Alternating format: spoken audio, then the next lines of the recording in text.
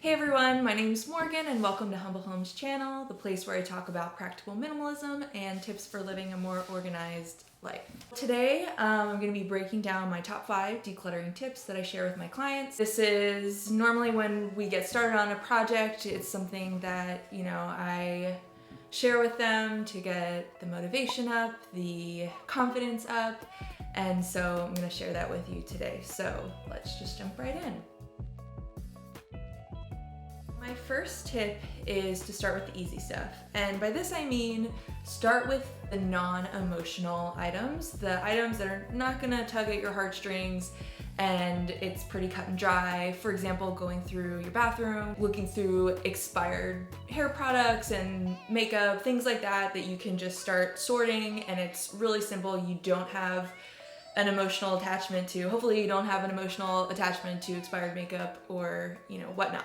So that just kind of gets your decluttering muscle warmed up and will be able to assist you further when we start moving into the more sentimental items, the items that do have a little bit more to them and have an emotional pull. So start easy and go from there. Okay, so my second tip is to pick out what you love first. So now we've moved out of the easy, first round of basically trash stuff. And so now we're working our way into the world of more emotionally attached items. And so picking out your favorite items is gonna be really helpful in setting the tone for what you decide to keep. So if you're picking out a favorite sweater, for example, and you absolutely love it and it's something that you wear all the time, then when you're deciding on other items, you can compare it to that level and say, well, do I love it as much as this sweater? If the answer is no, and like a resounding no, then you know that it's time to move it on and it's all good. My third tip is setting up an outbox. So if there are items that you just really aren't too sure about and you're feeling like you're getting stuck on them, I always say set up an outbox. It's kind of like your maybe pile, and by doing so you're delaying that decision just a little bit so that you can kind of get used to the idea of letting a certain item go, and it kind of like takes the pressure off. I feel like when we're going through the decluttering process, we can get stalled up on like decision fatigue. And so having an outbox set up gives us permission to take a pause with a particular article of clothing or memento from a family member or something that maybe you're just not quite ready to let go of, and that's totally fine. So the outbox is an actual box, maybe it's a bag that you put by your front door or in the room that you're working in, and essentially you put whatever item that you're questioning into the outbox and let it sit for, say a week or so. And if you really haven't thought about the item much at all, you're not gonna miss it and it's okay to let it go.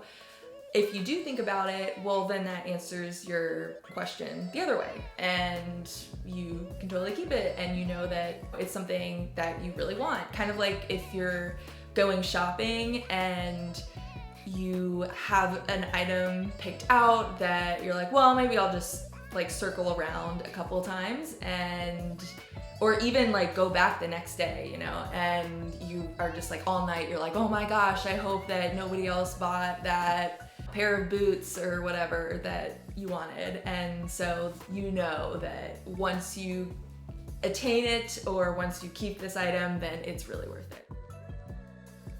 My fourth tip is to not purchase, although it's very tempting, don't purchase organizing supplies and containers before you're done decluttering, because when you're starting decluttering and wanting to get more organized, there's all this excitement around it, and the container store is like super shiny and Target is like, oh my gosh, or even the thrift store, and you see all these cool baskets. I'm a basket person, by the way, that you just can imagine organizing your whole bathroom linen closet or whatever, and don't do it. You're gonna be tempted, don't do it, because if you purchase containers ahead of time, then it's going to be super tempting to just want to fill them up. And if you can go through the decluttering process and like actually get rid of more stuff than you maybe initially think that you would get rid of, then that's great. That means you're just shedding more things that you don't need and don't even want. So I did have a client that told me they had purchased containers ahead of time, and they were tempted to bring something back out of their goodbye pile and put it back into the container just to fill up the space. So they didn't do it. So yay for them. But it will be tempting. So just pause on that. That is what I call the fun part of the process. And so you need to put in the work before you get to your ice cream sundae at the end. My fifth tip is all about gift guilt. And this just kind of ties into what I was saying earlier about sentimental items. They're always going to be the hardest to decide whether or not you want to get rid of them. And gift guilt is like the epitome of difficult decisions when it comes to moving on items and decluttering in general, because not only do we have perhaps a bit of a sentimental connection with it, but there's also the guilt that like someone we loved gave this to us and they specifically were out and about. Maybe they even got something like custom made for us that we just don't want. And that's okay if you don't want it. Don't feel bad. We all get things that don't fit our style or we just don't need. And we know in our hearts, in our heart of hearts, that we just don't want it. And that's okay. I feel like our society, in general, just the idea of getting rid of something that was given to us is like a huge no-no. It's like, how could you? Like, how dare you? And so really shedding that idea will be so liberating. It takes a lot of practice. I even still struggle with it because, we're not robots, we're human beings. We have feelings. We don't want the person who gave it to us to feel like we don't appreciate them and don't appreciate the gesture of the gift. So that's one that I recommend, starting out with something low pressure situation. Maybe it's something from a coworker or a boss that, they're probably not gonna see. Maybe they don't come over all the time. And you can kind of start there and then work your way up to the stuff that is from like a family member or a BFF. Hopefully your BFF knows you well enough not to get you gifts that you don't like, but maybe even a partner. Sometimes they shoot and they, nothing but net. So work your way up to that, and if someone does confront you about that, say, oh, how's that, blah, blah, blah that I gave you, or are you using it?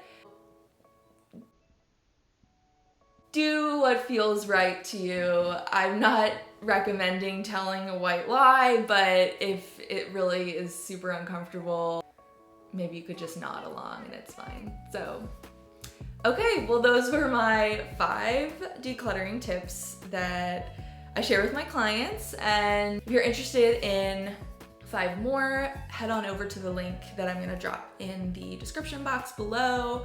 I've got an awesome list of my top 10 decluttering tips, so the ones we went over today, in addition to 5 more, and that's posted on my website. It's totally free, so head on over there and snag it, and I'll see y'all next time.